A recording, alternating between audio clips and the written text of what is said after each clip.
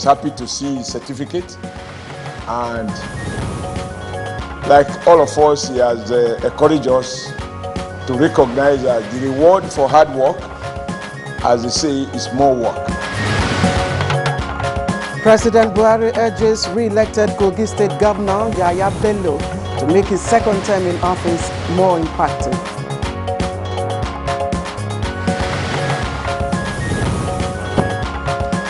Senate passes Finance Bill 2019, expected to expand Nigeria's tax revenue in the 2020 budget. The National Assembly, particularly the Senate, will be mounting a lot of oversight on the revenue generating agencies. Kano High Court sacks newly created Emirates. The Kano State government studies judgment.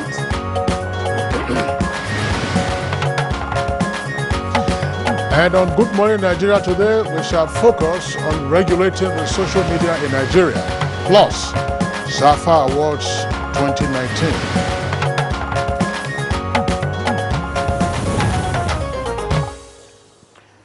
Well, the major consequence of the abuse of social media and online platforms across the world is, of course, the efforts and move by governments to find ways of regulating, of course, what is hosted on the different platforms, aimed at reducing the spread, sharing, posting, reposting of videos or messages thought to be harmful, extremist, hateful, and fake content online.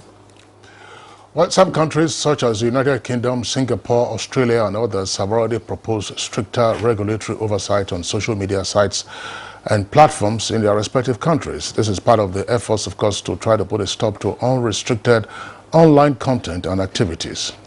And indeed, in addition to those countries that Kingsley has just mentioned, China, we know, has the most restriction against online content, of course, when you compare it with the rest of the world. Now, that country has managed to rein in its billion, of course, plus population by deploying what is commonly referred to as the Great Firewall. Now, that blocks all foreign social media platforms and imposes restrictions on politically sensitive content on platforms within the country. It also seems that many countries are now considering the Chinese method as a way of reducing the spread of hate speeches, fake news, extremism, or content that could trigger or exacerbate discord among its people. Well, despite the harmful path social media has taken in Nigeria, the Nigerian government is not taking the same hard stance as some Western countries or even China.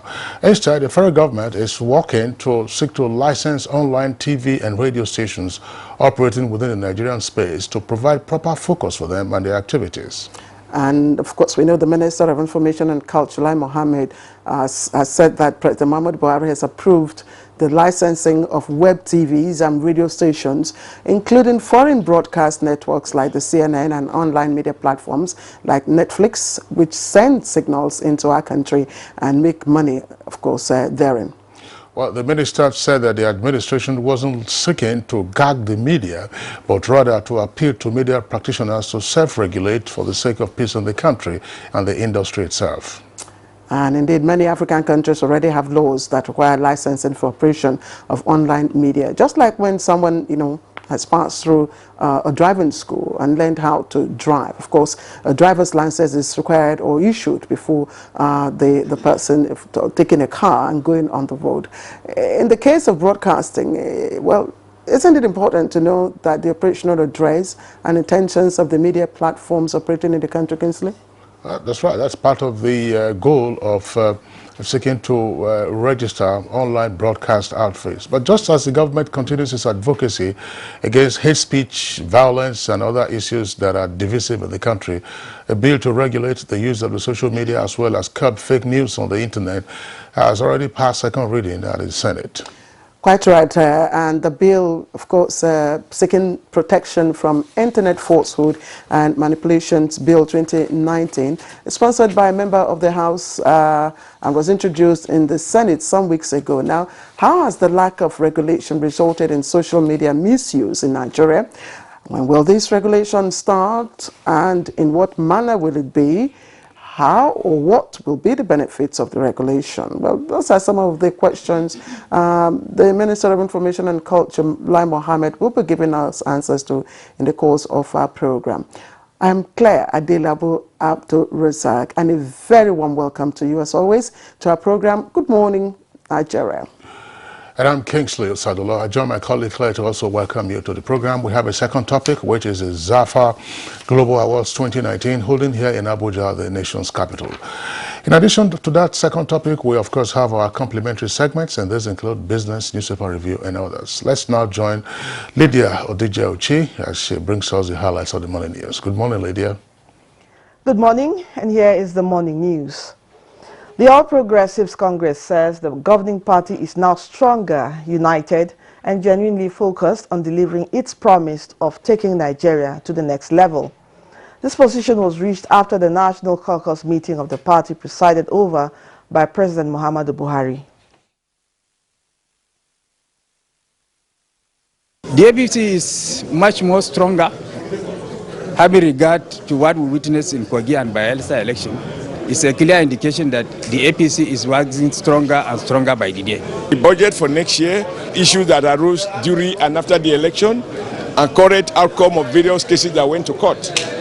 And the one we won, the one we lost, and going forward, issues in some states where we have disagreement and how to resolve those disagreements.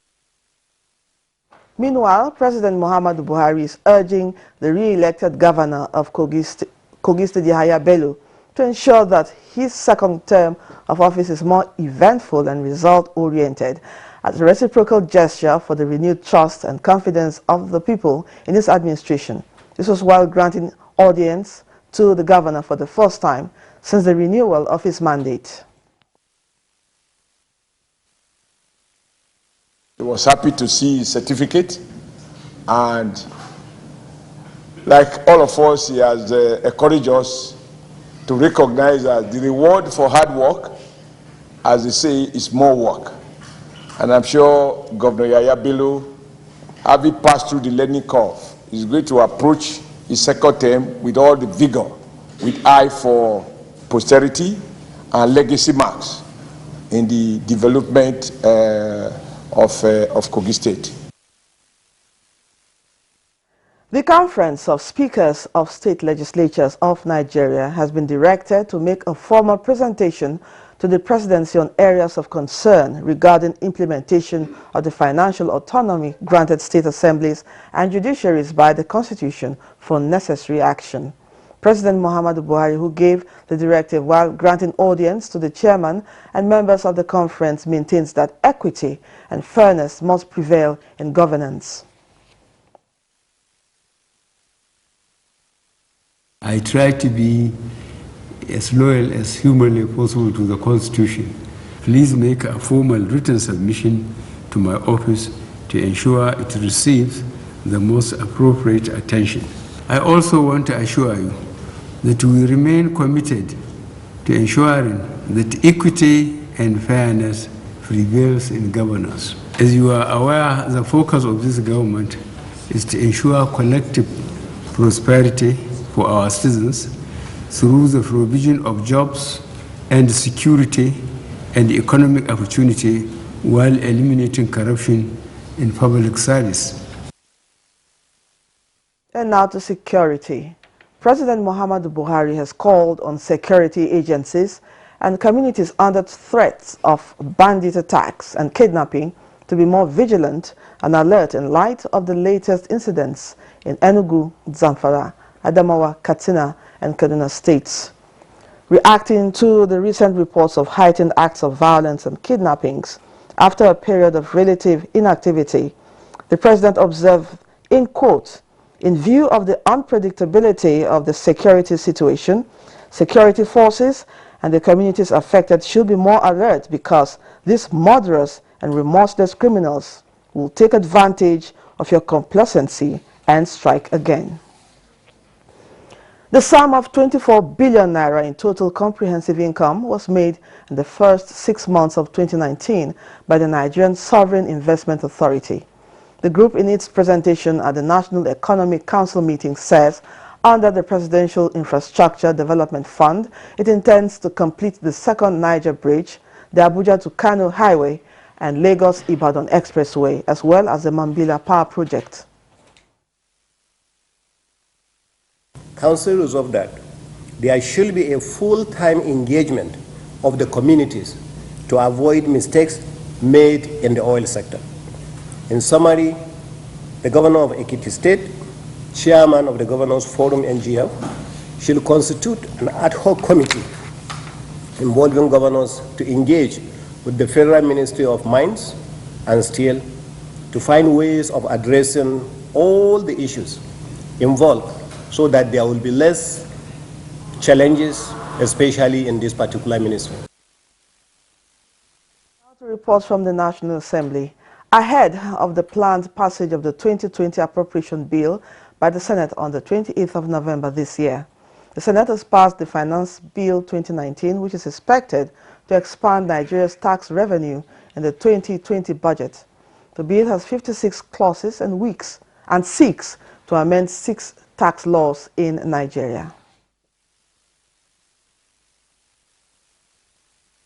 The executive should be encouraged to propose to the National Assembly the finance bill to support the fiscal policies of the annual budget and should also sustain the initiative on an annual tradition. The major problem of the Nigerian economy is revenue. I'm happy that in these taxes that we are even looking at, it is not targeted at the downtrodden. The National Assembly, particularly the Senate, will be mounting a lot of oversight on the revenue generating agencies. And the House of Representatives is to launch an investigation into privatized government companies whose performances have fallen short of expectations. The reason for representation to most of these particular areas have really not been achieved. The federal government still has 40% equity shareholding in this discourse. So it is not out of place for us to have a look at them. Kano State High Court, presided over by Justice Usman Naaba, has sacked the 4 additional emirate councils created by Governor Umar Ganduji's administration. The ruling indicates that the State Assembly had violated the provision of Section 101 of the 1999 Constitution of the Federal Republic of Nigeria. In summary, the reason for the nullification was simply that the House of Assembly is supposed to make rules pursuant to Section 101 of the Constitution of the Federal Republic of Nigeria, and they are bound to follow their rules. They did not follow their rules. You know, it will be highly unethical for me to analyze the judgment the media just recently, so I will reserve my comment. Meanwhile, the Kano State government says it is studying the ruling of Kano High Court on the creation of 4 new emirates in the state with a view to taking immediate appropriate action. A statement signed by the State Commissioner of Information, Mohammed Garba, regrets that, in spite of the constitutional powers and authority vested on the State Assembly on such issues, the court rules otherwise. The ruling notwithstanding, the government still recognizes them as first-class emirs and will continue dealing with them as such in the interest of the well-being of the people and general development of the state. And that's the news highlights for now. Good Morning Nigeria continues with Kingsley and Claire after this break. I am Lydia Odije Ochi. Good morning.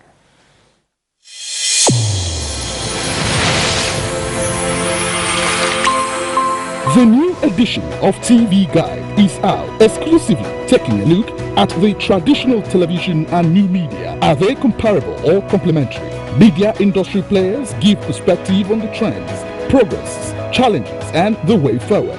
Find out on this compelling edition of TV Guide. Expository interviews with stars of the team within our space. Becky Madojemo of NTA, Utibe Umore of AIT, Nifemi Oguntai of TVC, and a host of others. TV Guide, your indispensable companion. Also feature Iya Modina. I'm the CEO, managing director of Iya Modina Sister Restaurant. I choose to serve. Shut up your mouth. Let me finish. a TV drama series on NTA. Let's get to meet the characters behind Iya Modina.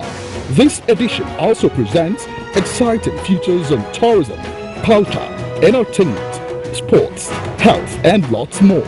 Grab a copy at the vendors near you or any NTA station nationwide. TV Guide, your indispensable companion.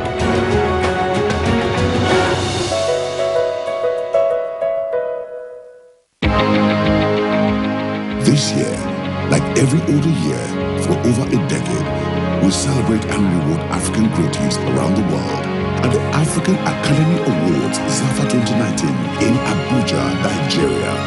The second homecoming event is a 3-day gathering of industry stakeholders and enthusiasts to network as well as encourage and motivate budding talents.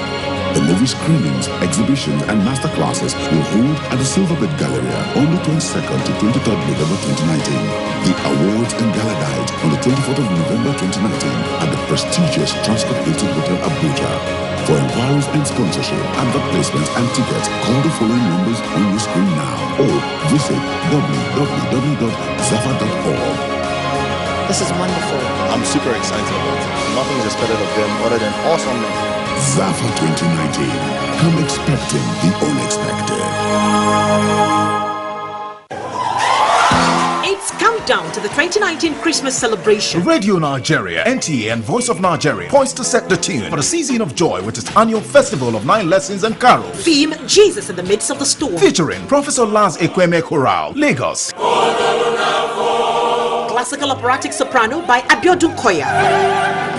Instrumentals and special appearances. Save the date. It's Sunday, 1st December 2019 at the National Christian Center, Abuja, 3 p.m. prompt. It promises to be soul-lifting and entertaining as we showcase scintillating music from different parts of the country. Guest speaker, Dr. Paul Enenche, Senior Pastor, Dynamis International Gospel Center. Lessons will be read by notable Nigerians, including the special guest of honor, the Vice President of the Federal Republic of Nigeria, Professor Yemi Oshibajo, SAN, GCON. Keep a date with Radio Nigeria, NTA, and Voice of Nigeria, 1st December 2019, 3 p.m. at the National Christian Center, Abuja. Save the dates. Hey, we wanna wish you a merry, merry, merry, merry, merry, merry, merry Christmas.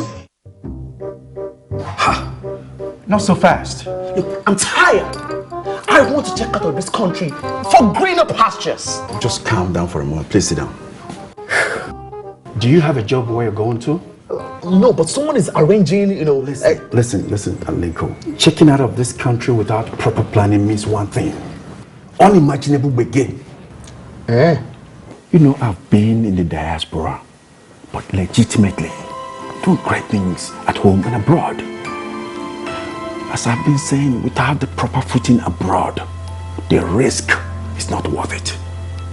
Listen, Alinko, it's better to be home than be trapped abroad, or even end up in prison.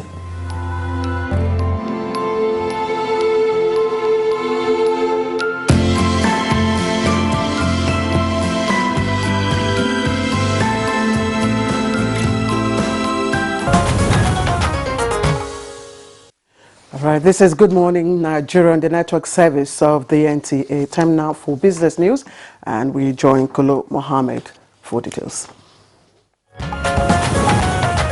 Dry ports are expected to bring shipping services to the doorsteps of shippers across the nation. This will also decongest the seaports and make them more user-friendly. It will also diversify the economy. And we need to create employment. As a dry port will create like 5,000 jobs directly. It will grow the economy where they are sited. You will see a lot of activities, and it's bringing shipping to the doorsteps of the people. For export especially, that is very, very important. One need not to go to Lagos to export sesame seeds or ginger. But while you are in Kaduna, you can do the export from there. Data collection, processing and presentation in a systematic manner helps policymakers, economic planners and social security imperative providers to sufficiently cater for the population in ways suggestive of caregiving. The foundation to the solution of the problem of Nigeria, to the progress of Nigeria, is adequate and reliable data. Until we have adequate and reliable data, we cannot really get to the next level. But my hope and joy is the fact that Mr. President's body language recently has shown that he is very much keen on finding solution, and that's why he has also set up the PEAC, that's the Presidential Economic Advisory Council, and they've been talking to us too. They too they need data to advise Mr. President. Accelerating public-private partnerships leads to infrastructure enabling solutions across the globe. The Infrastructure Concession and Regulatory Commission says bankable ideas are essential for sustainable public-private partnerships. There are all sorts of economic mechanisms you can use to create a fair system. What you want to do, and that's why ICRC is there to serve the public interest, to make sure that whatever is used for recovery of these investments, it's fair to everybody, because there is something called affordability. Affordability is key for everybody. That those tariffs or whatever you want to do to recover is affordable to the government, is affordable for the investor, is affordable for the lender, is also affordable for the users. Partnerships are expected to be progressive, leaving partners better off. That's business news at this time. I am Kolo Muhammad. Thank you very much, Kolo, for the business package. Next is newspaper review.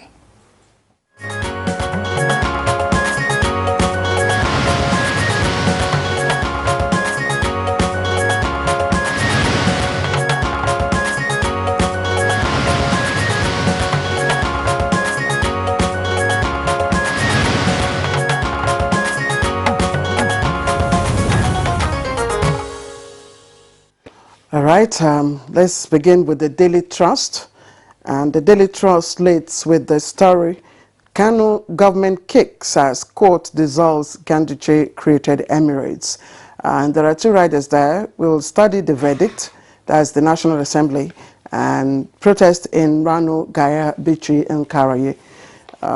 Let's also look at the trending story just a little below the nameplate. Outrage as Senate approves 50% VAT hike. You can read up the details on page 17.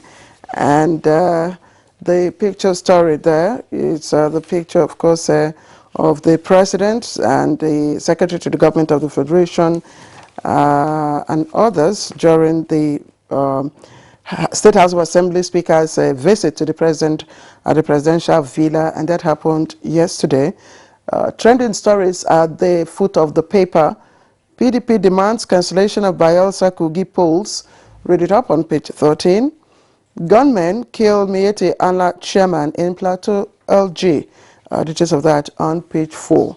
And this one says, I still earn 5 million naira monthly as ex-England player. And that is coming from John Fashano. Details of that on page 55. Kingsley. All right, let's take a look at the Punch newspaper. Punch from above the nameplate of the paper. Foreign debt servicing gobs $1.66 billion in 12 months. That's on page 23. Federal government, NEC, that's the National Economic Council, raised panel on discourse ownership structure. Details on page 24. IPPIS, you can't stop lecturer salaries. ASU dares federal government. That's page 11. UN and UK reject death penalty for hate speech. Details on page 10. And two earpieces beside the nameplate of the paper. Any request by Buhari to National Assembly, good for Nigeria. That's attributed to Lawan, who is president of the Senate. Council, Bayelsa and Kogi elections, PDP tells INEC. With the rider, Bello and Leon get certificates of return. Now, lead story says NECA, LCCI, that's Lagos Chamber of Commerce and Industry, kick as Senate okays Buhari's VAT hike. And the writer there, it's a fairly long one, is from the statement issued by NECA. That's the Employers Consultative Association. It was a rude shock to Nigerians that the People's Senate, without due process, passed the bill to increase VAT. National Assembly members have condemned the citizenry to a life of servitude to fuel their appetite for easy life. That's attributed, as I said, to NECA, that's the Employers Consultative Association. Details of that story can be found on page 2. Now, you can see the photograph there. It says, protest as Kano Court sacks new emirs. That's page 9. You see the protesters with some of their placards. And below that says reps probe $396 million refinery maintenance expenses. Details on page 23. Gunmen abduct Kaduna nursing mother and 3-week-old baby, plus others. And son narrates how he murdered the 72-year-old father. Crime Watch on pages 4 and 5 of the Punch newspaper. Federal government probes 29 sports ministry officials' employment letters. That's on page 19. Yes, Kingsley, just to speak more on the VAT issue. The business, of course, business trust on the inside page, has an elaborate, a detailed report, and it says that the bill was passed yesterday after clause-by-clause consideration of the report. And of course, chairman of the Senate committee, Senator Olamilekan Adeola, said, and I quote, the bill specifically sought to amend Nigeria's tax provisions and make them more responsive to the tax policies of the federal government, among other things. And that this bill, if passed, would enhance implementation and effectiveness of government's tax policies. Meanwhile, MAN, LCCI, SME owners are kicking against the increase. Well, that's the headline I just read from the late story of Punch newspaper. It says NECA LCCI kick as Senate okays Buhari's VAT hike. The issue of the increase in VAT has been in the news for a while, but of course this is part of the fiscal bill for 2019 that has been passed. It's part of the component of it to ensure that government has enough revenue to fund the budget in 2020. But the key aspect is that the federal government itself is not the major beneficiary from VAT receipts. The other tiers of government, that's to say the state and local governments, are more of the major beneficiaries from VAT receipts. One major issue that has always arisen, because at the time the budget, that's to say the appropriation bill was tabled, there was some consideration that was indicated then that certain businesses, that's MSMEs in particular, which had a certain threshold of their operations, would be exempt, from VAT. But how that was going to work out is not been specified. Now, the details of the bill regarding the VAT also have not been reported. Well, of course, it could be in the hands of the Senate for us to know, okay, now how is this going to function? Is it a flat rate of 7.5% across board? And in particular, for us to know, what are the services or goods that are VATable? Because people also complain about multiple payments of VAT across the value chain. Indeed. But one thing, Kingsley, I don't know if you'll probably clarify. It has passed second reading. Yes. What next? And will it likely to get public input? Oh, of course, that's after second reading. I mean, it goes to the committee, and then there will be public hearings on the proposal before, of course, the committee will then report back to plenary. And once it's case that it becomes a bill as passed by the Senate, then if there's concurrence by the House, and if there's concurrence, that's fine. A clean bill is sent by the clerk of the National Assembly to the president for his accent, or for him to consider, assuming he decides to withhold his assent after going through it. But what NECA and LCCI and others are kicking against is the quantum increase. Yes, the point has always been made that, okay, Nigeria has the lowest VAT rate amongst other countries, even in West Africa, that elsewhere is 10%, and some other indications have also said, oh, it's 15%. But it is the way the VAT is calculated in Nigeria that is worrisome. That is worrisome on the goods and items, and at what point you pay the VAT. Persons who don't add value to goods and services charge VAT. Indeed. So where is the ad valorem? Where is the value that has been added? Indeed, Kingsley. Let's quickly take a look at today's editorial, and it's taken from Daily Sun, precisely. It's such a kind of tribute to late Tam David West, Tamunemi Sokari David West, a professor of virology, social critic, federal minister, who died, of course, in a city in which he was also admitted as a student way back in 1956. And I'd just like to bring out some of the adjectives, Kingsley, that people, especially the president, used in describing the late Tam David West. In fact, in one of the news stories we read, the president described him as indomitable, And of course, the former governor of Lagos State also used the adjective fearless Nigerian nationalist who spoke truth to power. He also has some philosophical essays, among which he wrote a laudatory tribute to President Muhammadu Buhari. And of his wise sayings, this one is probably the one that made much news at his death. And I quote, "Any person who sees no fault in you," that's speaking to the president as a leader, "suspect him."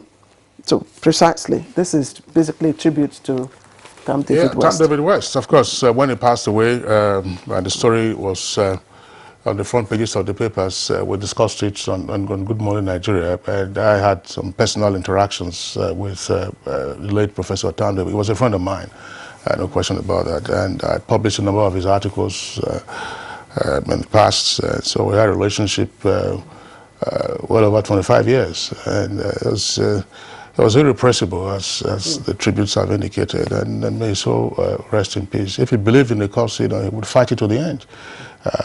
10 years ago, as I said, he launched a book on President Muhammadu Buhari. At the time, it was General Muhammadu Buhari at the NIA. Incidentally, I was a reviewer of one of those books on that occasion. So, so it's a great person. He's gone. And if I also, try to point out the fact that he died in a city, where he was admitted as a student in 1956.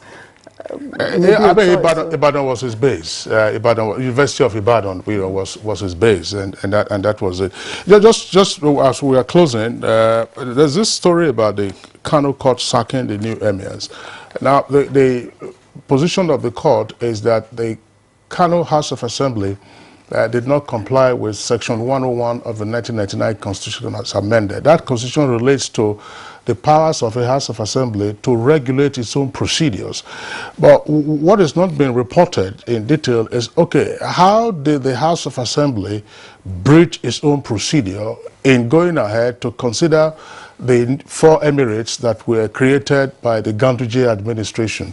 I'm sure those details will be there in the judgment of the High Court. But there is a worrisome development if a court has already given its decision, assuming there is no appeal, and that decision stands. On what basis will the Kano State government continue to say that those emirates will stand and the persons appointed will continue to be emirs? All right, yes, I think we'll just take a break at this point. Of course, from the newspaper review. This is Good Morning Nigeria. If you've just joined us, it's been broadcast live on the network service of the NTA. Today, again, we're going to revisit the issue of social media regulation, and of course, how Nigeria hopes to approach the matter. We'll be having our guests right here in the studio in a short while. Don't go away. 20 years of travel and counting. 20 years of promoting tourism in Africa and diaspora. Over 3 million kilometers traveled. Over 30 African countries visited. Explored the diaspora in 4 continents. Connected over 100,000 happy tourists to Africa. Reached over 50 million homes. Igniting smiles across Africa and beyond. As Gogi Africa turns 20, we thank you and invite you to join us in the quest for 20 must-visit destinations in partnership with the largest TV network in Africa, the NTA, Ministry of Information and Culture, Ministry of Transportation, Lagos State Government, Canon, Delta Airlines, Royal Caribbean, Tour Brokers International. You too can still be a partner. Call the numbers on your screen or info@gogeafrica.tv. Goge Africa, celebrating 2 decades of heritage, travel and tourism. Oh, Mama! Grandma! Hey, how are you? Yes, Grandma, what are you eating tonight? Indomie! Yeah! Did Mommy also enjoy Indomie when she was like me? Yes, she did. Just say to everything I say. When your mama's small, she not bring me rest till she chop Indomie. Now so she go there dance, they rub belly lick mouth. Indomie noodles, sweet Indomie noodles, sweet Indomie noodles. There's no noodles like Indomie noodles. That's why generations of caring mothers trust Indomie.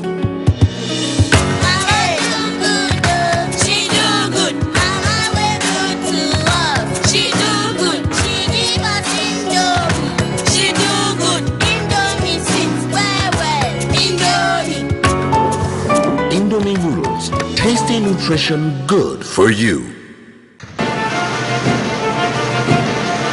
They swore an oath to serve our fatherland and defend the people.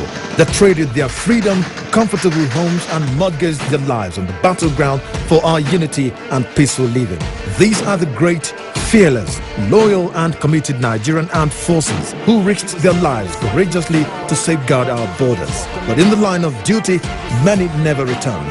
Nigerians, arise, let's celebrate our fallen heroes. Put on the remembrance emblem with pride to support the incapacitated and families of our fallen heroes. It is indeed befitting to honor the memory of the gallant hearts and men who paid the supreme sacrifice to keep the country united. President Muhammadu Buhari enjoins all ministries, parastatals, religious and corporate bodies to donate generously to the Emblem Appeal Launch. Send your donations to these accounts. Account name, Emblem Appeal Launch. Account number 393-200-7526. EcoBank Nigeria PLC.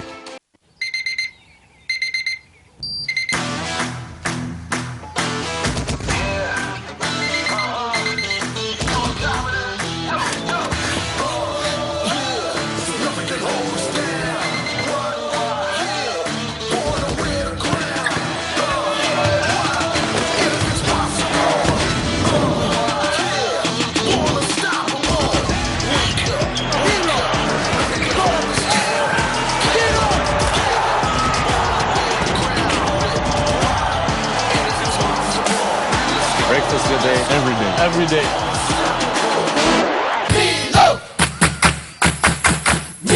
Nestle, good food, good life. All right, welcome back. And if you've just joined us, you're right in time for the conversation to kick off. And you're watching Good Morning Nigeria. Now, Nigeria's Minister of Information and Culture, Lai Mohammed, is with us here in the studio. He will be enlightening us more on the regulation of the social media as planned by the government. But before we go to, of course, deeper discussions of the matter, let's hear first from our correspondent, Anthony Forson, as he puts together this background report.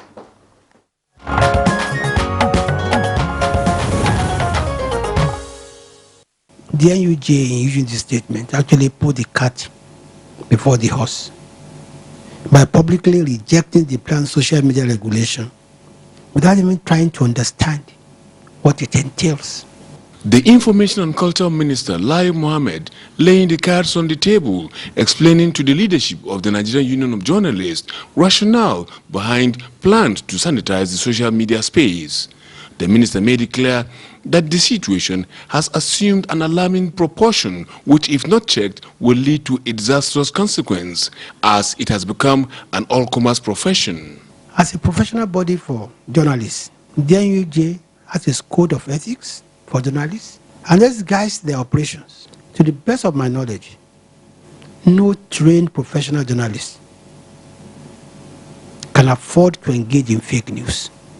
I also believe that no trained professional journalist can afford to engage in hate speech because he or she will not know the consequences. It is therefore imperative for the NUJ and other professional bodies to guard their turf very jealously and ward off charlatans and fakes.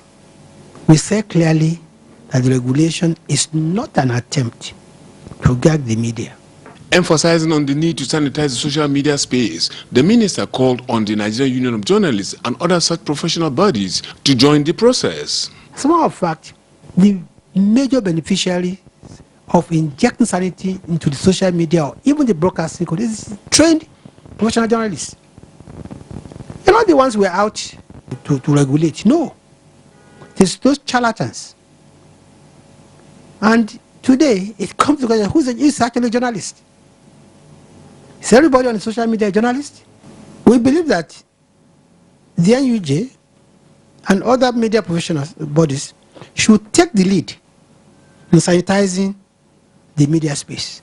On his part, the national president of the union Chris Isiguzo, who maintained that a free press that is independent, vibrant, and nationalistic is a critical precondition for good governance in a democracy. Will appeal to the Honorable Minister, sir, as the spokesman of the federal government of Nigeria, to ensure that safety of journalists is a priority and that nothing should be done to attempt restricting freedom of the press. Chris Isiguzo equally raised some salient issues bordering on practitioners, which the minister responded to with assurances that the ministry and the union will work to ensure that journalists are protected at all times. All right, thank you very much, Anthony Folsom, for that backgrounder, which essentially focused on the interaction between the Honorable Minister of Information and Culture and officials of the Nigeria Union of Journalists. As my colleague indicated, Lai Mohammed, Minister of Information, is right here with us in the studios. Alhaji Lai, pleasure to have you again, and good morning, Nigeria. Good morning. All right, straight away, I mean, let's take it from your interaction with the NUJ. Why regulate the social media? Why? Yes. Well, thank you very much, Kingsley. The government took the decision to regulate the social media when we noticed the excesses of the social media, when we saw the increasing attempt by the social media to exploit our political fault lines and make reckless statements, false statements, hate speech capable of threatening the peace and security of the country. Now, when we made this announcement on the 29th of October this year, it generated, and it continues to generate, a lot of debate. It's probably fair to say that there are many who support the decision of government as those who oppose it. And those who oppose it very, very passionately also. But it appears that most of the people who oppose the decision of government to regulate the social media are doing so largely from, emotion or sometimes ignorance. Why do I say emotion? One line that runs through is that this is an attempt to stifle free speech or to gag the media. And we said it several times. There's no attempt at all to stifle free speech or gag the media. A government that wants to gag the media would not invite media practitioners on the way forward to curbing the excesses of the social media practitioners. Again, people have assumed, and wrongly too, that the only way to regulate social media is by, promulgating draconian laws. No. There are many ways you can regulate the social media. You could do so by law, you could do so by technology, you can even do so using your regulatory bodies. And that's why I told the NUJ executive that they've put the cart before the horse. When we said we were going to regulate the social media, we did invite them as a body to come and sit down with us. We invited every major stakeholders, the NUJ, NAWOJ, Guild of Editors, Newspaper Portal Association of Nigeria, bloggers, online publishers, everybody. And the idea is that, look, nobody who has commented on this issue has not admitted that, yes, social media is capable most times of, being merchants of fake news and hate speech. And nobody also has denied the fact that this could be quite harmful to the peace and security of the nation. But they've come up with arguments that, oh, the whole attempt is to gag the media, stifle, free press. Some have even gone to the ridiculous and bizarre extent of saying that it's part of a third-term agenda. Now, we are inviting people. Let's be less emotional. Let's sit down and see how can we sanitize the social media space. And we will not be the first to do so. UK is doing so, France is doing so, Germany is doing so, Turkey is done so, China has done so, Singapore has done so, Zambia has done so, Kenya has done so. Now we can go on and on and on. Now, and why are we doing this? We are doing this because we have seen the consequences of fake news. We've seen the consequences of hate speech, both here and outside Nigeria. So, and I believe that, and like I told you, actually the NUJ, said the NUJ and all professional media bodies should join us. They should drive it. They should drive this effort of government to sanitize the social media. Because outside there, whatever is read on the social media is believed. Now, if people now get to know and believe that all that is being said on social media is actually fake, then it will also affect the trained journalists. It will affect the genuine journalists. And we keep saying, we are not interested in stifling the media. We are not interested in gagging the press. A free media is critical to success of any democracy. As we speak today, I saw you reviewing newspapers. There are many people criticizing government. Criticism we can take. We have no problem with criticism. What we will not tolerate is hate speech and it's fake news. And I think this thing has gone so bad that even in France, I think last week, the French Parliament passed a draft bill that will compel the platforms such as Facebook and Twitter to remove within 24 hours any content that is seen as hate speech. And I like what one of the parliamentarians said whatever is not tolerated on the streets should not be tolerated on the social media, on the internet. So this is the reason why we decided that we are going to regulate the social media. It's not an attempt whatsoever to guide the media. All right, Honorable Minister, those who right groups who have also expressed concern about the intended regulation have also appealed to or based their concerns on some provisions of the Constitution, of course, which provides for fundamental rights of freedom of expression. And considering also that sometime when this issue of regulation came up, especially at the National Assembly, it was withdrawn. And the reason given again was probably that it was in conflict with certain parts of the Constitution. Have we looked at that? There's no conflict whatsoever with the constitutional provision.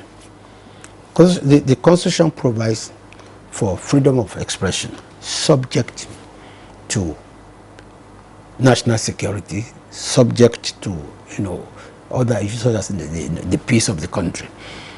If actually the Constitution is opposed to regulation, there won't be regulatory bodies like the MBC, for instance, and other regulatory bodies. No. I don't think the Constitution actually prohibits regulation. There's no way the Constitution will be interpreted to mean that hate speech is free speech. No. You see, we operate in society, a very plural society for that matter, and the government has a responsibility to ensure that your freedom of speech does not affect my own freedom, to do my business and and to live. So we are not, and I say we are not so infringing. it's not in conflict with the extent. Not in the least. And you see, like rightly mentioned, it's probably been attempts before to regulate. I'm not aware of any attempt to actually regulate the media the way we are going about it. And like I said, we are not regulating the media by fiat.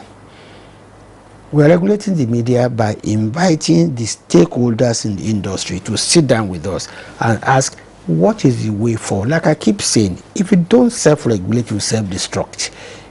But no responsible government will sit by and watch the social media space filled with hate speech, filled with fake news, and then fold his arms. No, we must regulate it. Okay, well, you've already explained the derogation clause that is embedded in the Constitution itself, that delimits, the amplitude of freedom of expression and of the media. But give us a sense, because earlier you talked about different approaches to regulation.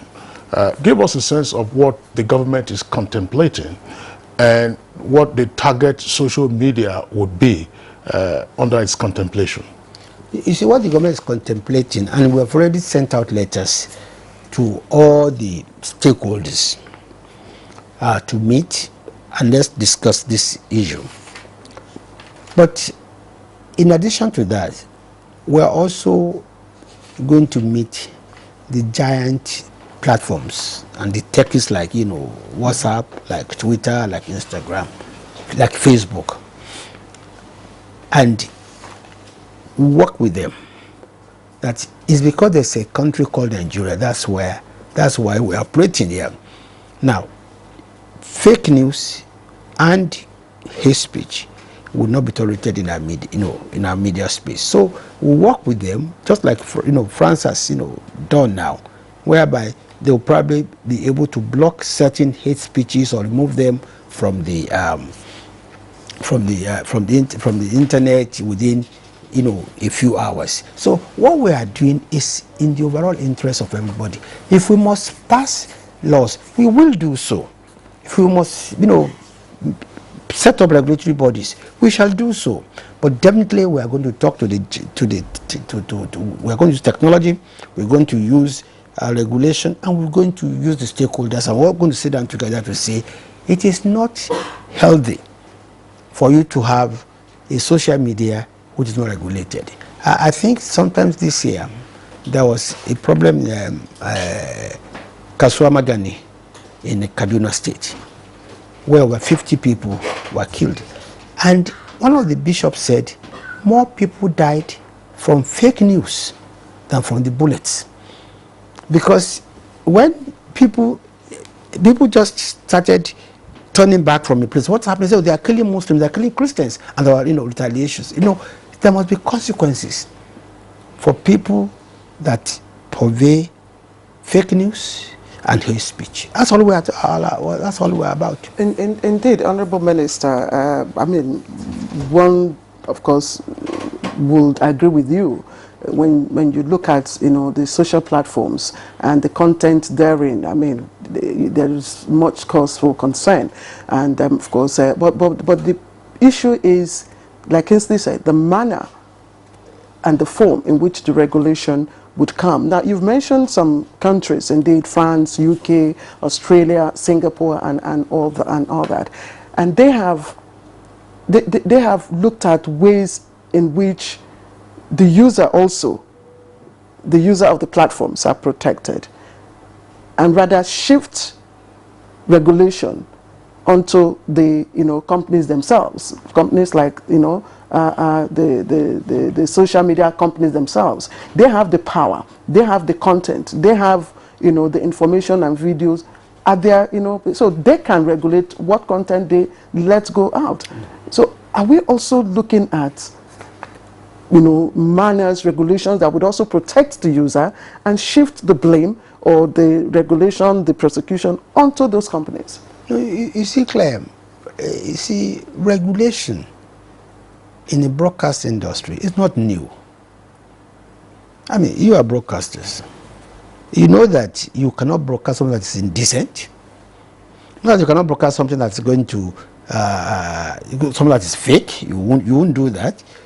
And these regulations are not, some of them are even in-house. Some of them are, by law. Some are within the various, bodies of the media. Now, what is unique about social media is that it's a new technology which is capable of both good and bad. So, and that's why I said that our attempt, our desire to regulate is not just going to be by law alone. That we are going to approach the giant technology companies like Facebook, like WhatsApp, like Twitter, as has been done in other countries, and explain to them that, you see, each country's approach to regulating social media would differ.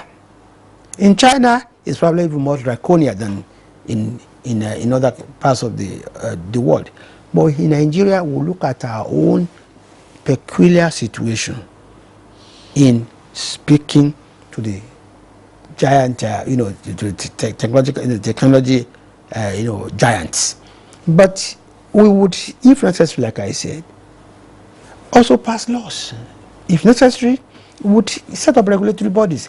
But the sum total that we want sanity in our social media space. And I do not see how that hurts any honest person. You know, Honorable Minister, you've used the NTA for instance. It's a body. Now, when there is an infraction, on NTA, there is a body, NBC. Yes. NBC, cautions or fines the NTA. Yes. Not the individual, not the reporter, but the NTA will, of course, self-regulate the staff. That. So what I'm saying now is, rather than look at the users, individual users, I don't know if the regulation would also involve penalizing individual users. It's not. You see, the illustration is not the same. See, NTA as a body, he is a juristic person. You can sue NTA, NTA can sue you. You know the people behind NTA. In the social media, anybody can go into the corner of his room with a telephone and data and send out fake news that can disturb the peace of the whole country. Now, so unlike the NBC that will target, they'll target the NTA. In the case of social media, there's no NTA. It's the individual that we need to target, and that we target him to ensure that he has no ability or capacity to post such, hateful, news or such false news by working first through the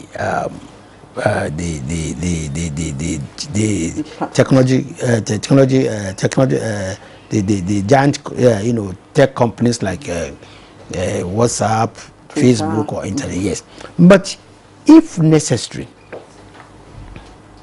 if you can identify a particular person who is posting hate speech or false or fake news, there are enough laws already in the country to handle such issues. But you must agree with me that the challenges of social media space is not the same as challenges you face in the traditional broadcast company. I mean, so there are gender issues that have come up in terms of, I mean, if there's an action for defamation, for instance, yes, as you were talking about, yes, you would choose whom you want to sue, your capacity to recover from such an individual. But of course, the medium itself is a prime target.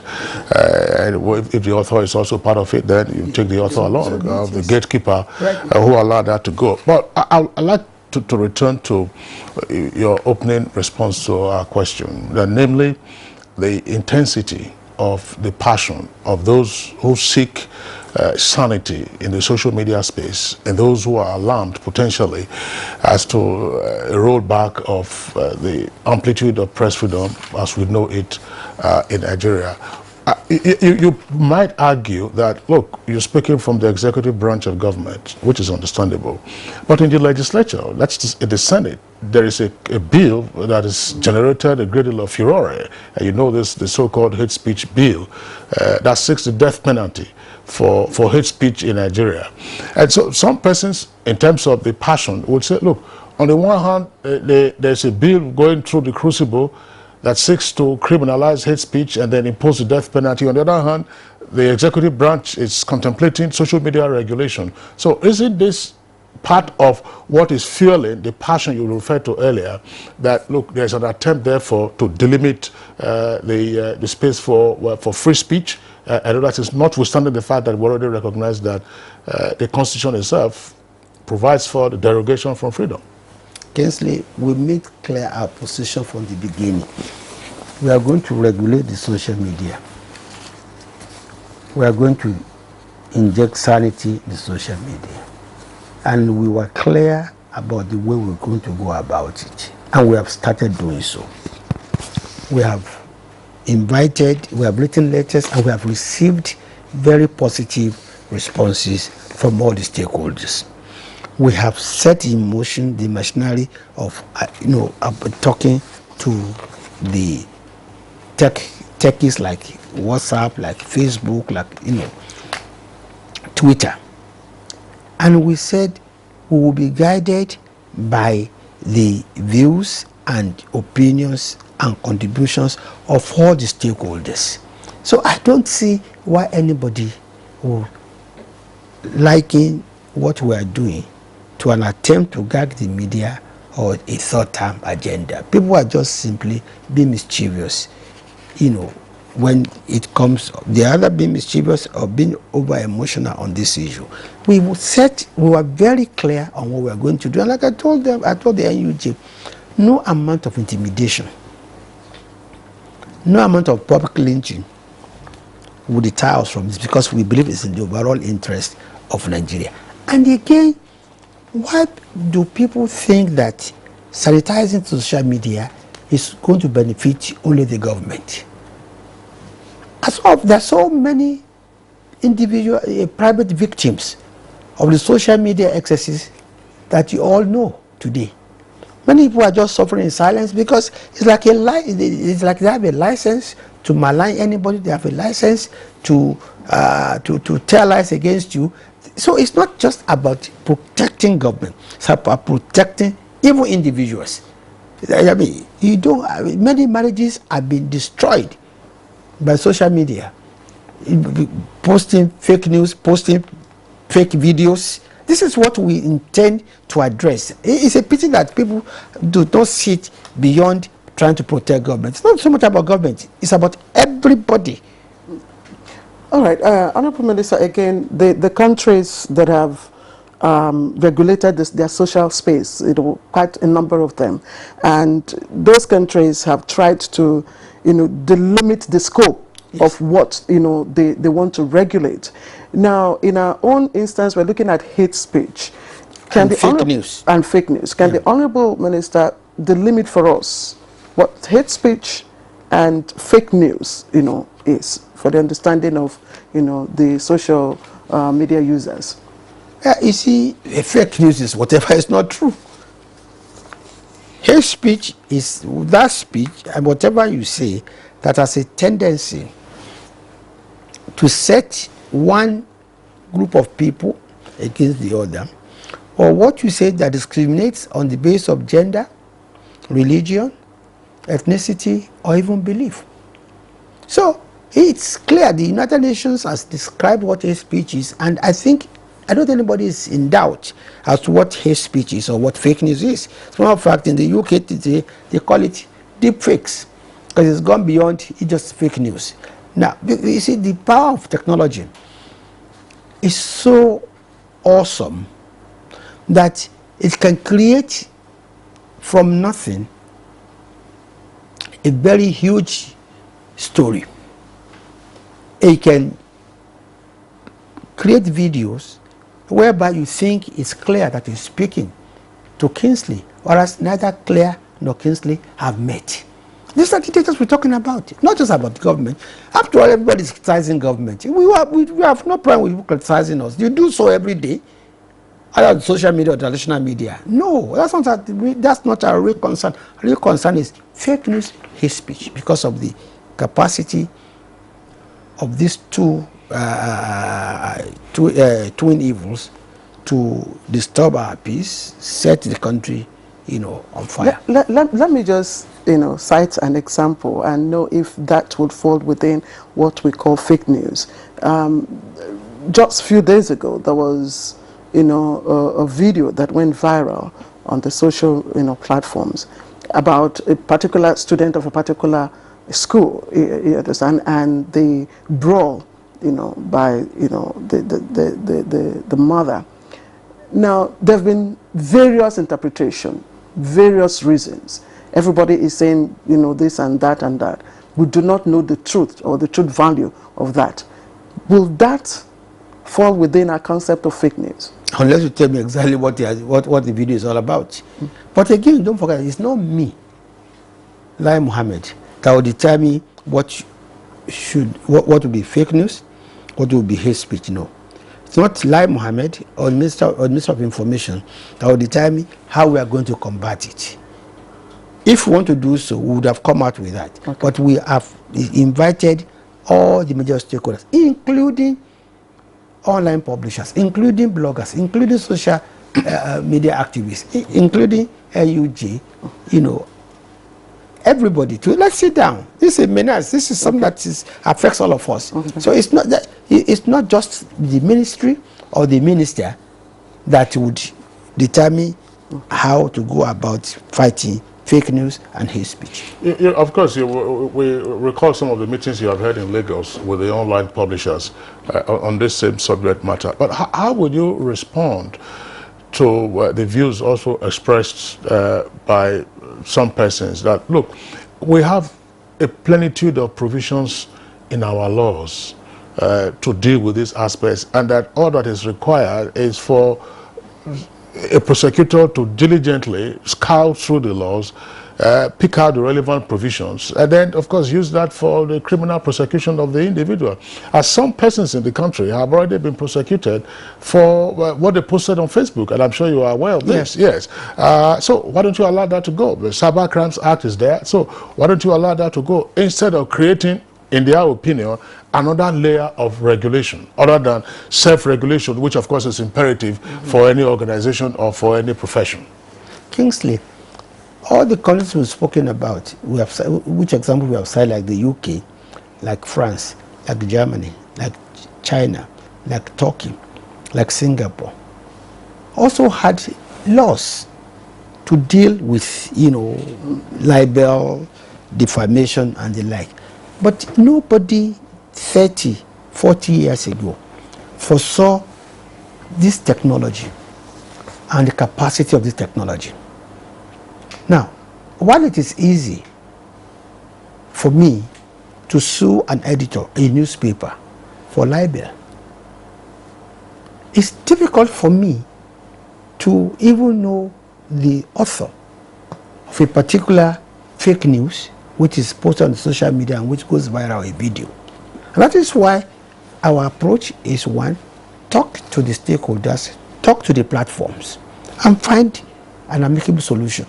So those who say that, after all, there are enough laws. No, these laws were before this technology came. If the technology had not come, there would be no point saying you don't regulate what does not exist. So it is that is why we intend, we are going ahead with our mission to regulate. So you are still consulting with the key players? Yes, we are going to meet with everybody, including the security. Because it is a serious, it's a serious, global issue, not just national issue. It's a global issue. All right, let's take the reactions from our viewers who have sent in their tweets using our Twitter handle at ATAGMN. Akeju Olagbaju takes out from the point of technology. It says that it's a technology for modern society we are a part of. It shouldn't be judged from the narrow features of user-generated content such as posts, which are sometimes offensive, but other benefits in sharing knowledge, information, and useful ideas. I don't think that the target is to deny access to the use of such technology, by the way. Yes. Well, Alpha tweets, the 3 levels of government should actually be more active on social media, particularly Facebook, which is the most popular. Julius Dunia, right step in the right direction. And Festus Akiboyewa, federal government social media reform must include strong measures to regulate social media companies over harmful contents that promote fake news, hate speech, extremism. Germany, EU, Australia, Russia, China, and others have laws regulating social media, and Nigeria must do the same. Just like I was saying, because even Facebook, YouTube, all have been able to pull down, videos and all that. So we must also look at them. Yes. All right, Law Alpha C again says the policy of government to reform the social media is long overdue. No thanks to abuse. But my worry is that Nigerians know how to frustrate the genuine efforts of government. And Mogbola on Babs, it's unfortunate that the average Nigerian did not read the content of the proposed bill. In our idiosyncratic manner, we just read with emotions. At no point did the bill gag people from expressing their opinion. We must be responsible for what we put out. Posts must be fact-based. All right, let's take another one from Festus Akimboyewa. It says the reform of the social media will help curb the spread of fake news, disinformation, and hate speech. Every country is setting legal boundaries on the use of social media, and Nigeria should not be an exception. And Steve Bond asks, how will the government control social media? By banning Facebook, Twitter, or Instagram? They can only speak to these companies. Any other thing is media gagging. Exactly. This is the information age, and I hope Nigeria doesn't isolate itself from the developing world. All right, so those are the tweets that we can accommodate in the meantime. And on that note, we'd like to thank the Honorable Minister of Information and Culture, Alhaji Lai Mohammed, for being with us on Good Morning Nigeria today. Thanks a lot. We hope you enjoy your weekend. Kingsley, thank you. Okay. Thank you, Honorable Minister. And Claire, thank you. Have a great weekend.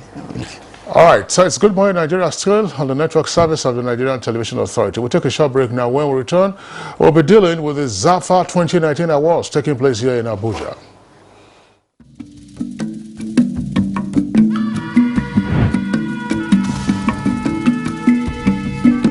Meet the dreamer. Meet the stylish. Meet the bold.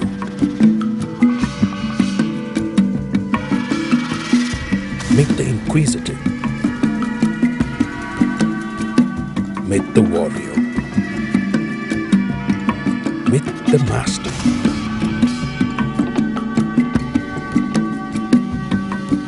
Meet the realist. The challenge is coming.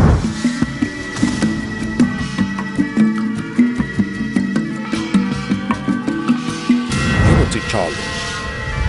Power, development, and peace. Coming soon.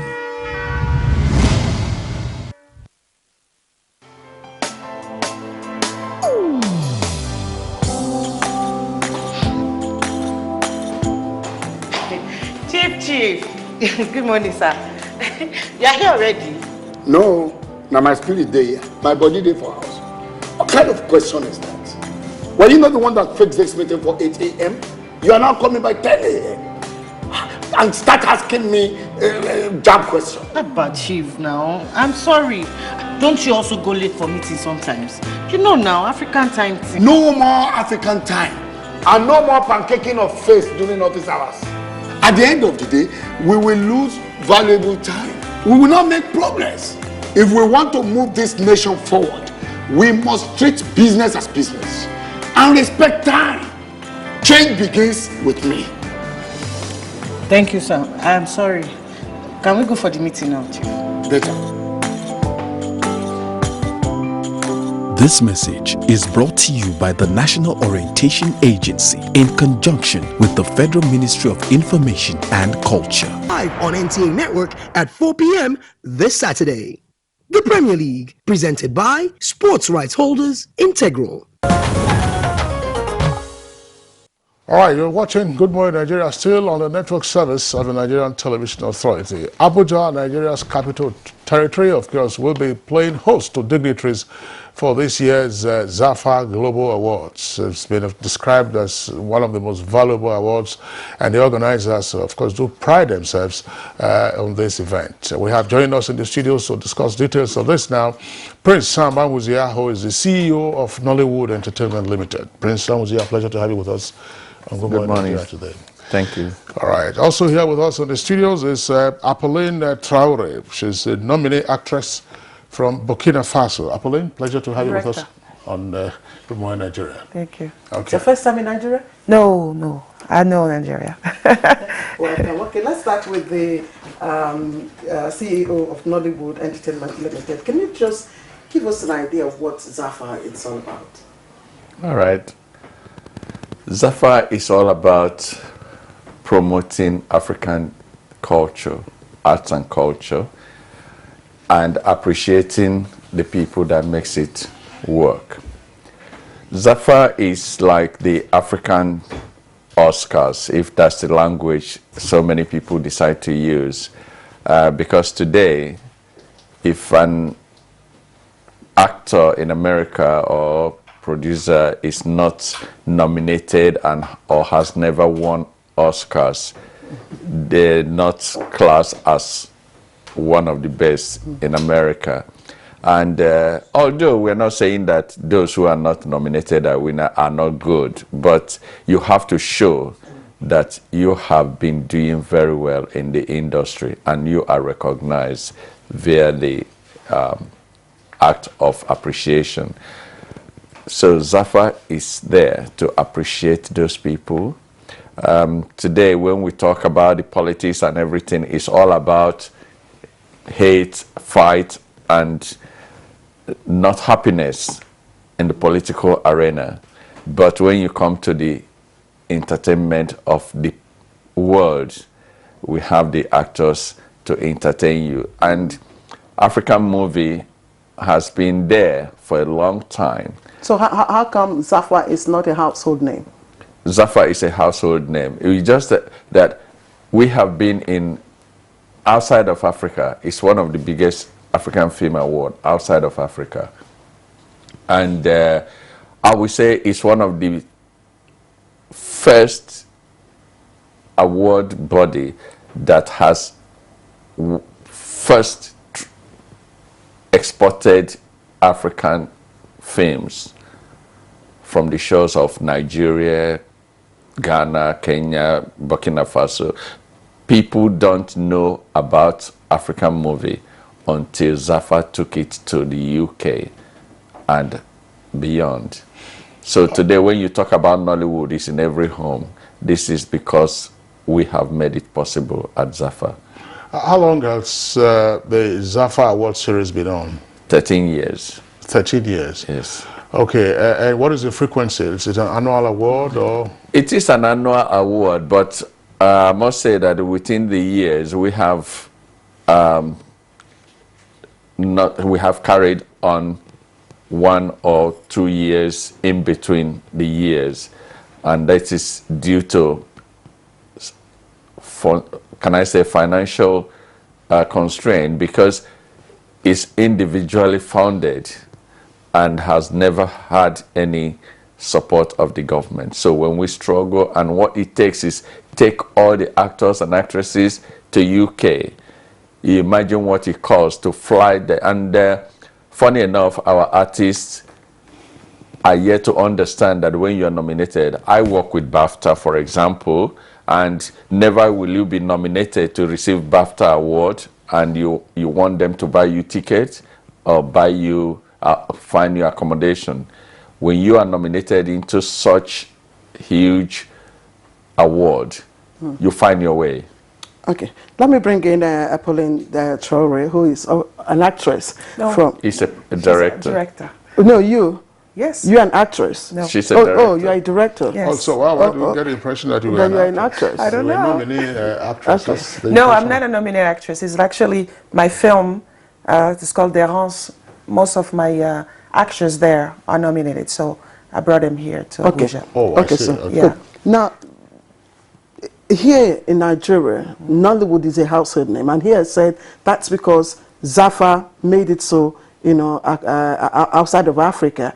How much has Zafa, you know, impacted on, you know, maybe the movie industry, let's say in Burkina Faso, for instance? It has a very big impact because we are trying to accommodate the Anglophone and the Francophone. I come from a Francophone country, and in most of the awards that we go to, most of the festivals are French-speaking, and then we're having a hard time crossing over to cope with any producer, any actress of Nigeria or Ghana or any Anglophone country. So this is an opportunity. It's a very big platform to get a nomination in that platform, which is mostly Anglophone, so we can actually show also our movies, because we do know Nollywood, we do know films that comes from this part. And then it's a very good opportunity, I was saying, to see both sides, and then to see how we can work together, although the language sometimes it's a little bit different. So it's a very great platform to actually come together, Africa, either French or English, to make it once. Well, I'm sure you recognize the fact that the African continent isn't just French and English. You also have Lusophones. Yes, that's the Portuguese, they're also there. So yes. the Zafa Awards are supposed to commence today. The series will commence today for 2019.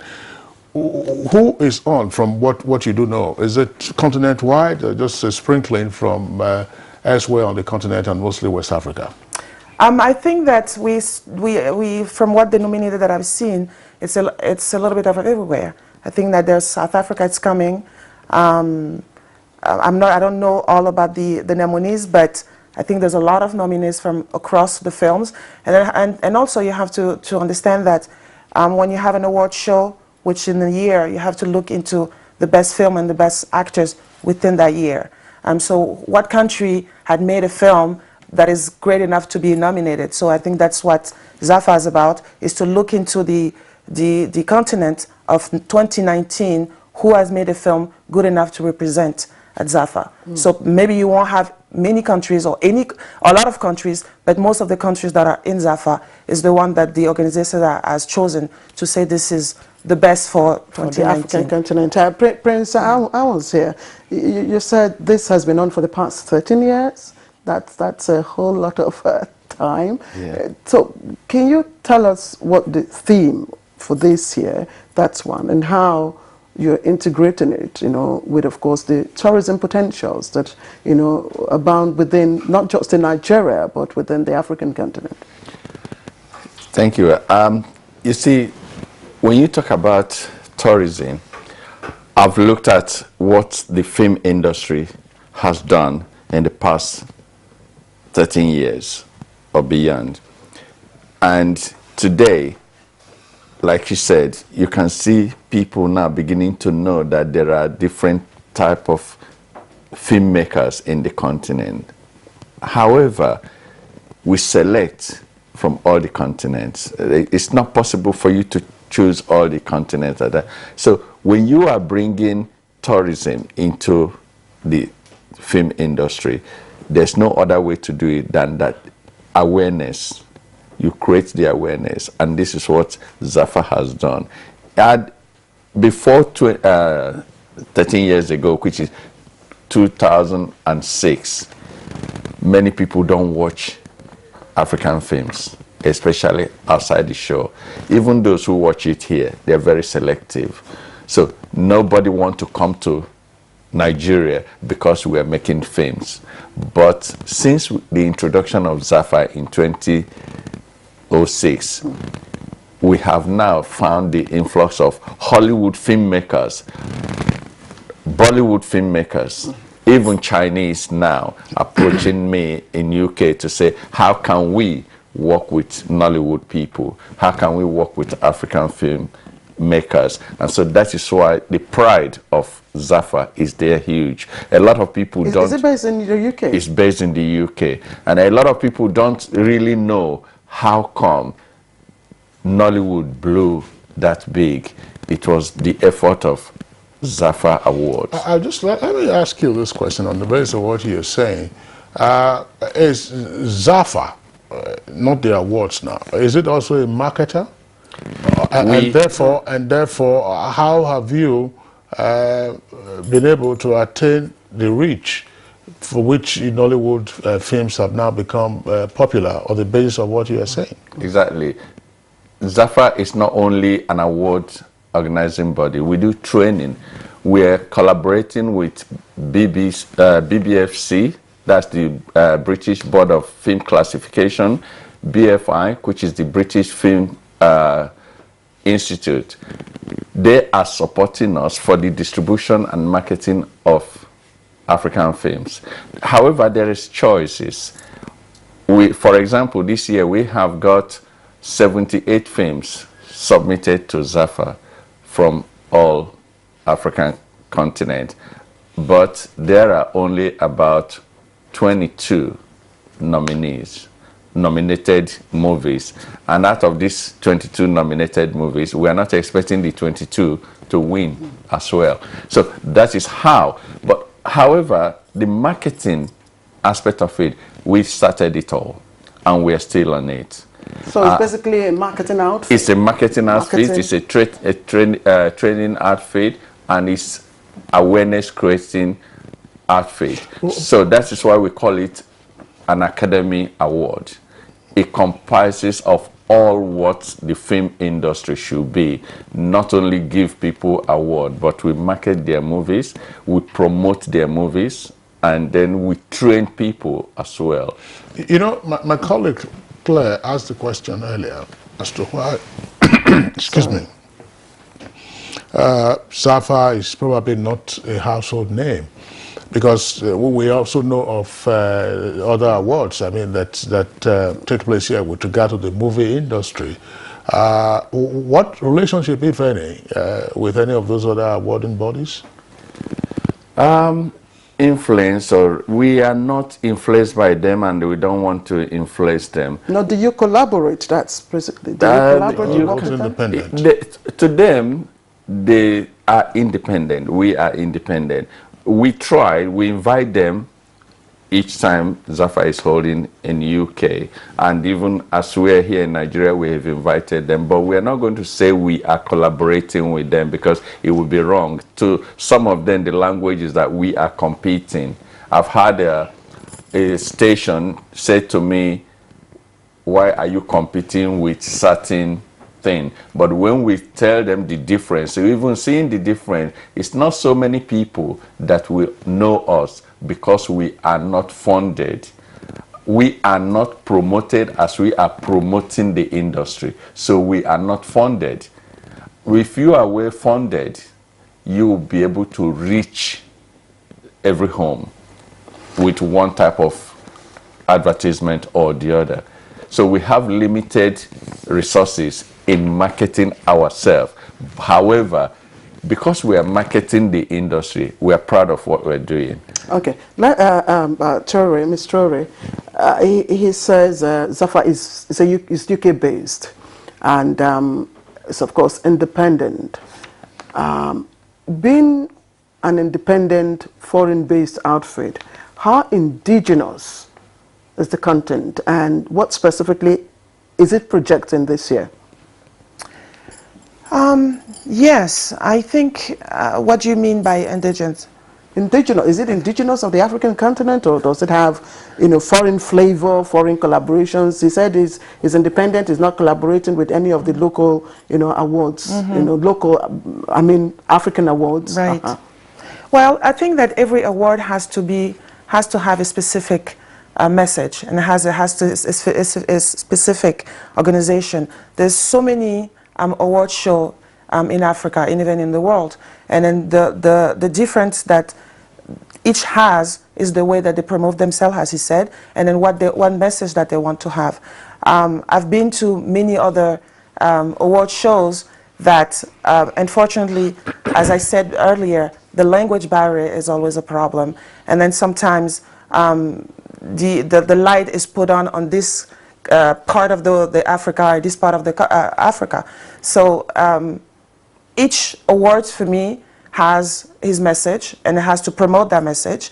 And also earlier you have talked, you said something about the team that some of them might have, and those others. This is also something that is very important. What team do you have this year? What kind of movie do you want to bring this year? And what message do you want to do this year, depending on what the society is going through right now. Sorry, Kingsley. Why are you specifically in Zafa Awards? Well, I sent my film because I've heard about it. I've heard about it from the U.S. actually. I didn't hear about it from Burkina. No, I was in the U.S. and I heard about it, and I submitted it, and then later on I got the nomination of two of my actors, and also for best film, for African best film, either Francophone and also the entire one. So it's an honor for me to be here. It's an honor for me to bring my actors, and then we'll see how it goes on the award show. All right, now Apolline, still on the awards, what does an award mean to either an actress or a director? Well, it's a recognition of your peers, I think. There's two things when you make a movie. Is one, the recognition of the audience, trying to make most people come to the theater, whether you have an award or not. And then is the award which your peers will tell you, yes, technically, sound, you know, the industry part of it. So an award is very important because it tells the industry that you're worthy, that you can make it, and you have a certain quality. Because so sometimes when you make a movie, it can be a good one out of the theater, and then you don't have an award, and vice versa. You can have a lot of awards, and then you go to the theater, and it doesn't do very well. So it's very important to us because when you have your film and you say, well, you had this award and this award, people from the industry will acknowledge that and make sure that it's known, you know. So it's a very important thing. I know it's different strokes for different folks, as the saying goes, but in the literary world, you must also have come across this. Some authors, writers, will tell you that they are not writing to get a prize. They are writing to captivate and influence an audience. What's your motivation? It's the same motivation. I think I make a film not only for Africa, but for the world. We make a film for people to see it, that most people, that the maximum people will see it in the world. But we have to, from our industry, we have to understand also that when you make a film, you have to go to compete. And competition is festival, is award show. And when you go to compete, that's when a producer, because when you make a film, you have to think about your next film. And for you, in order to think about your next film, you have to have a certain amount of qualification and also some award that you might have, that this or that producer or this distributor will say, yes, I think he can make it. So yes, you make it for the world, but at the same time, for you to see for the next one, you need those awards. All right, again, let me bring in Prince Amuzia. For your prospective winners, what in terms of quality input are you expecting? Right, and I'm expecting the best film to win. And how do I expect that? Although I'm an organizer of the film, I don't get involved in the selection of the films. We pay jurors to look into these films, and these jurors are people who are expert professionals in the industry who can determine that this director has done it right from the beginning introduction of the movie to the end. They can determine that the story the scriptwriter has told, that this actor has executed it properly or no. So the lighting, the sound, as she said, you get everything together to determine who is the best out of this. Now, this is telling you as a filmmaker that you have people who it's like when you're doing exam in the class, you think you're the best, and all of a sudden somebody spring out 99%, and you are there struggling with 88%, and somebody is there struggling with 10%, the same class. So the award Zafa gives is on that merit. We ask people to submit your movie. When they submit the movie, we give it to jurors to examine this movie, and after that again, after the nomination, we go back to the jurors. Okay, these are the people you have selected. Out of all these people you have selected, tell us who is the winner. And it comes to that. What are the categories? The categories ranges from scriptwriter, camera, cinematographer, editor, child act, supporting actor, name it, everything in the industry. We recognize everything that is in the industry. This year we didn't have the costume and the list. Reason, we have looked into most of the movies. The jurors looked into the movie. Only 2 movies were given like 5 out of 10. And then we decided that it's not worth it nominating only 2 movies on these 2 people costumier on it, and that is why it's not in it. But otherwise, from child actor to the director and to the best film, they're all there. As an awards organizer, are you concerned about how the movie can tell a more powerful and therefore positive African story on the global stage?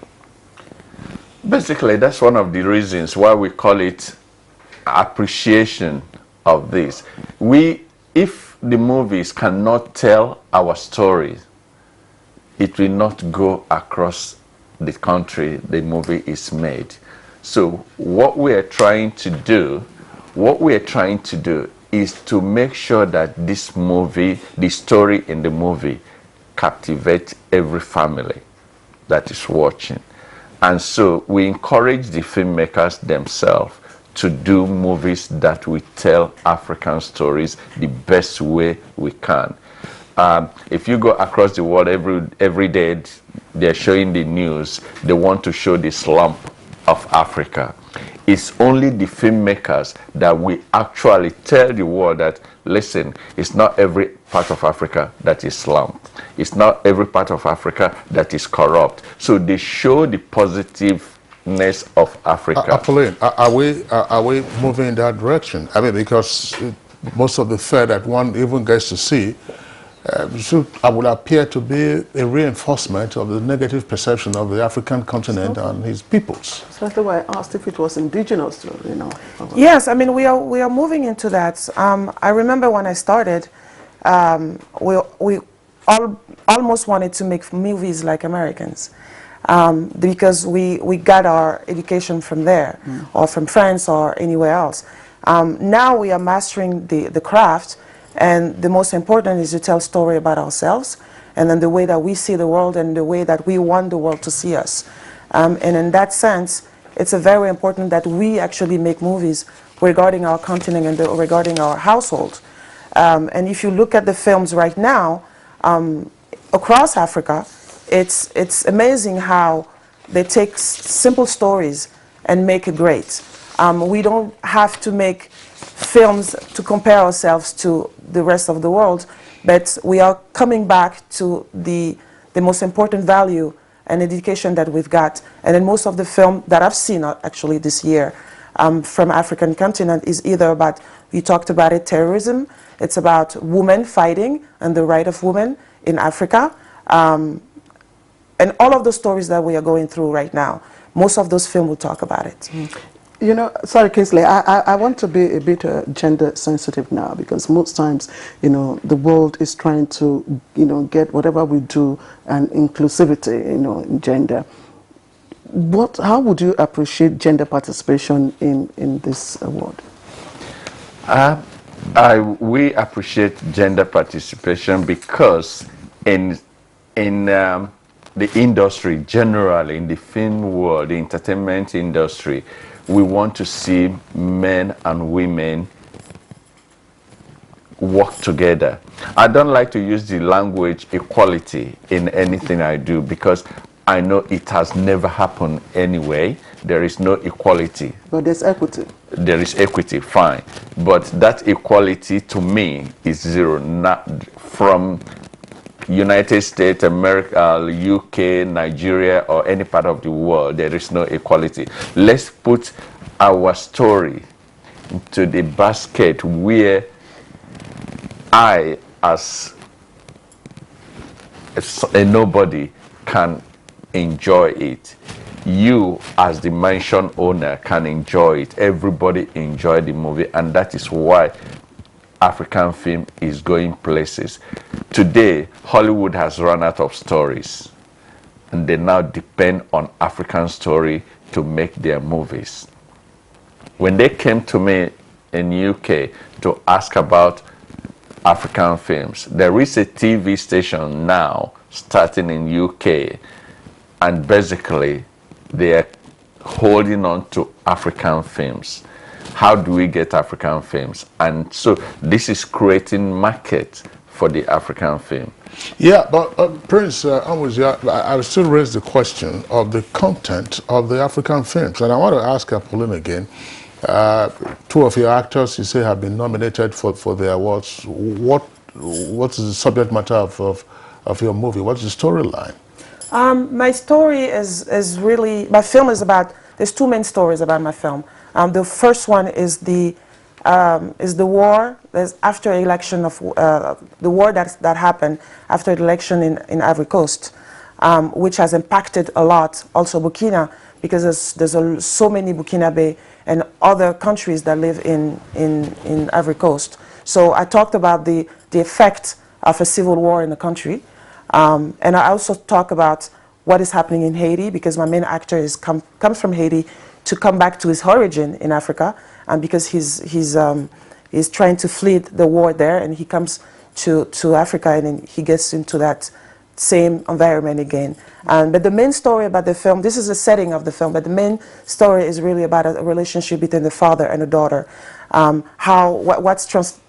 What is the transmission is about, because he wants so much to have a boy and he only has a girl, and the only thing that he can cope to transmit his name is to having a boy. And then the little girl will show him either it's a boy or a girl, she can be the child that he's hoping for. Yes, it's a familiar story. Yeah, it's a familiar story. In Africa. Yeah, well, familiar. You know, when we get into quality of script writing, it's often very challenging to get that perspective, because movie producers and directors will often reject the script that doesn't fit the stereotype. I'm wondering, I mean, Claire was raising the issue of equality a while ago, and you said, no, there's no equality anywhere, but there is equity. Without being patronizing, there is probably no African country where you go to today, let's say sub-Saharan Africa, where you cannot find that story of how women are the backbone of the family. Backbone, whether in rural areas or in urban centers, you find a woman who is frying akara, and how she uses that as a basis, as a micro business to feed the family and to sponsor the children on higher education. And there are all kinds of other stories of survival, you know, stories of dignity of the African person.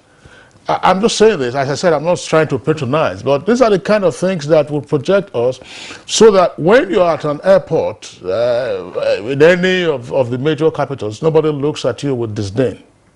Is that an issue for you? Yeah. And then what do we always say? The man is the breadwinner of the home. We are forgetting what the woman has done to make the family grow. The man is the breadwinner. The man is the king of the house, which This is why I said there's no equality in any society, because even when the woman is the breadwinner and is doing everything, she is not recognized as the man of the house. So is that equality? No, I think you're missing the point I'm making. You're missing the point. Fine, you have raised the question. Is that equality? But can't we have the narratives of the exertions and accomplishments of women in our various societies? And as I said, in sub-Saharan Africa, Yes, so through. that's where the filmmakers come in. Yeah, both. You know, I'm saying this is what I'm putting on the table. Both ways. I mean, it's not just a story of wars and conflict, but how women actually are the backbone of our families, the backbone of our society. That's what we've been doing. For myself, as I said, the setting is war, but the most important story about this film is about how this little girl will show her father, that she is the one that can save this. You know, I've made a lot of films, and then on that sense, we've been doing films like that and showing how women are great and how women are the king of the house. And then we are getting across, even in Africa, saying, for me as a woman, to say that, what are you saying? You know, they push us back to say, yes, you're feminist. As long as you come with stories talking about women, the greatest of women, automatically they'll put a label that you're feminist. What does that mean? As a filmmaker, you have to choose what story that you want to come across. And for me as a filmmaker, I chose to talk about women. This is my fourth feature film, and all of my films is about women. Okay, is that a problem? You've listened to her. As soon as you come with issues about gender, about women, you are labeled.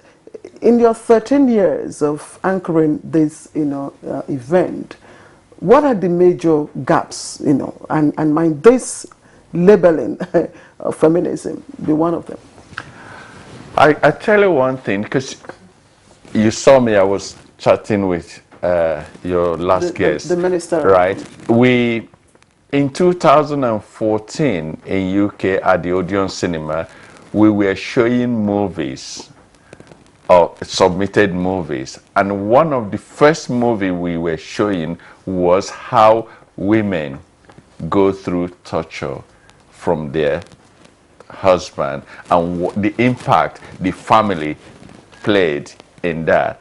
I remember one of our ministers who was watching got up and left and complained, how could they play such a movie to start the event?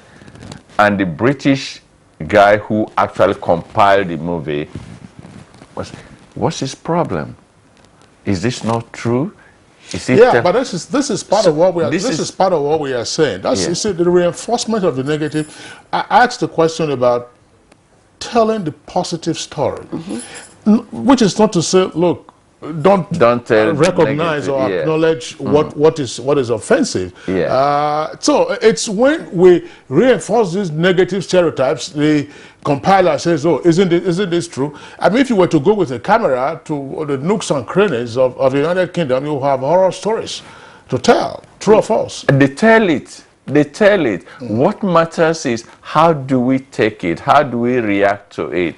Many filmmakers today are telling stories like we watch, like some of the Christian movies. They will not just come and tell you that everything is sweet and rosy.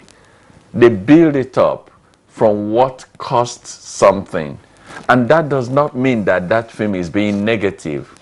I don't see it as being negative. If I want to tell you how I struggle to get Zafa to this beat, I'm not giving you the negative part. I'm telling you it's a struggle to get there. We're really running out of time. Okay. Prince Azuma, quickly tell us, in your 13 years, you know, without going into elaborate challenges with regards to the quality, script writing, you know, cinematography and all that, what are the gaps in the various works that you have had to, you know, review?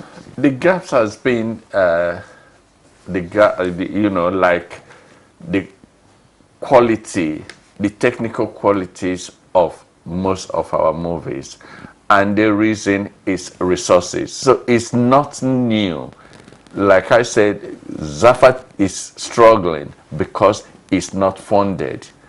That does not mean we are not riding on. The filmmakers know this gap in their movie, but cannot help it because they have limited funding. Yeah, I was just going to ask Apolline, how should African filmmakers strive to get a big funding in order to improve on the quality of their movies? It's that's a question. How could they? I think that every government have to help, in the sense that if the country doesn't have an industry as of yet. Nigeria is great because you have an industry, and then this industry can survive itself. In countries like ours, we don't have an industry, and so if the government is not helping, that means that we have to go and get funding from outside, from the French, from the English, from outside. And when you do that, there's most of the time you are limited of your freedom of speech, because they want to see certain things, they want you to say certain things, and because they are giving you the money, so you either take the money and then do whatever they have to do, or you don't do it. But if we have our own resources in our countries, in our continent, we will have the liberty of saying what we want to say. Thank you. How do you get your entries quickly in less than 30 seconds? The entries, we advertise that the Zafa the year is entries is open from so day to so day. So that goes to all the countries. We send that all to the countries. Some of them we know their guilds. We send this information to their guilds, which makes it easier for them to get entries. All right. Prince Sam Anwuzie, Chief Executive Officer of Nollywood Entertainment Limited. Thank you very much for sharing your thoughts with us. Thank you. And also Apolline Traore, nominee from Burkina Faso. Thank you very much, and we wish you all the best. Thank you. All right, you're watching Good Morning Nigeria. Time to take a breather now with sports. 4 Nigerian players have been listed amongst the nominees for the 2019 CAF Africa Best 11 following their outstanding performances for club and country. The quartet is led by former Super Eagles forward Odion Igalo, who was top scorer at the 2019 Africa Cup of Nations in Egypt with 5 goals. Leicester City midfielder Wilfred Ndidi, who has enjoyed a fine season with the Premier League club, is also on the shortlist. Alex Iwobi, who plays for Premier League club Everton, and goalkeeper Francis Uzoho are the 2 other Nigerian players that made the list. The 2019 FIFPro/Africa Finest 11 will be unveiled during the 27th edition of the CAF Awards set for the Albatross Citadel Resort in Sal Hassesh, Hurghada, Red Sea in Egypt. In the meantime, former Super Falcons captain Desire Okparanuzi's wonder goal against Paris FC women on Sunday has won the goal of the week in the French Women's League. Paris Saint-Germain de prendre ses 3 points ici à domicile face au Paris FC, mais c'est magnifique! The Guingamp striker received the honour for her 40-yard strike in the 92nd minute, which earned her side a 2-0 victory over Paris FC women. Okparanuzi got 48% of the total votes cast for the award to emerge the winner. Ouais, la prise d'info avec cette semaine. All right, so that does it for us today on Good Morning Nigeria, indeed for the week. We hope you enjoy your weekend. Program returns on Monday, same time, 7 o'clock in the morning. Until then, I'm Kingsley Osadolo. You didn't say anything about the female players. I didn't watch it. All right, he didn't watch, but I'm sure Kingsley will have something, always have something to say about sports. All right, we thank you as always for watching. Don't forget, Monday we'll be here, and we wish you a pleasant weekend. And thank you to all of you who have sent in your, of course, tweets, of course, commenting on our programs. I am Claire De La Bye-bye.